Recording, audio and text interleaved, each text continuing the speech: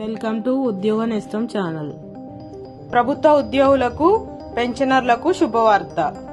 ఎన్నాళ్లగానో ఎదురు చూస్తున్న employees health scheme అంటే ఈహెచ్ఎస్ పై తాజా కీలక అప్డేట్ వచ్చింది. ప్రభుత్వం ఇప్పుడు డిజిటల్ హెల్త్ కార్డ్ జారీ చేయడానికి సిద్ధమవుతుంది.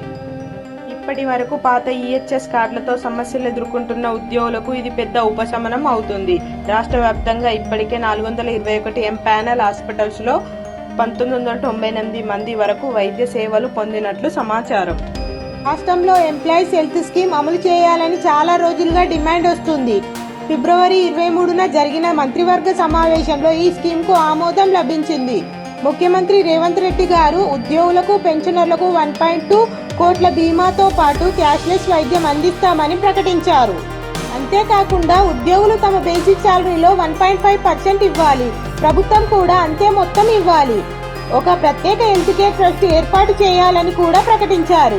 కానీ ఈ ప్రకటనకు దాదాపు నెల రోజులు కావస్తున్నా ఇప్పటికే ఎలాంటి జీవో విడుదల కాలేదు. పెన్షనర్స్ అసోసియేషన్ నాయకులు తీవ్ర అసంతృప్తి వ్యక్తం చేస్తున్నారు. ప్రకటనతోనే పరిమితం అవుతున్న ప్రభుత్వ చర్యలపై నమ్మకం తగ్గుతుందంటున్నారు. ఇక పరిస్థితి ఏమిటంటే పెన్షన్ బకాయిలు రావడం లేదు, మెడికల్ బిల్లులు చెల్లించలేక ఇబ్బందులు పడుతున్నారు. ప్రైవేట్ ఆసుపత్రులకు వెళ్లాలంటే అప్పులు.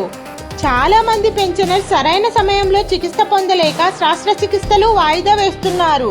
ఇప్పటికే 60 మందికి పైగా పెన్షనర్లు మానసిక ఒత్తిడితో మరణించారని సమాచారం. ఈ వీడియో మీకు ఉపయోగపడితే లైక్ చేయండి, ఉద్యోగి మిత్రులకు షేర్ చేయండి. ఇలాంటి అప్డేట్స్ కోసం మా ఛానల్ను సబ్స్క్రైబ్ చేయడం మర్చిపోకండి. Thank you for watching.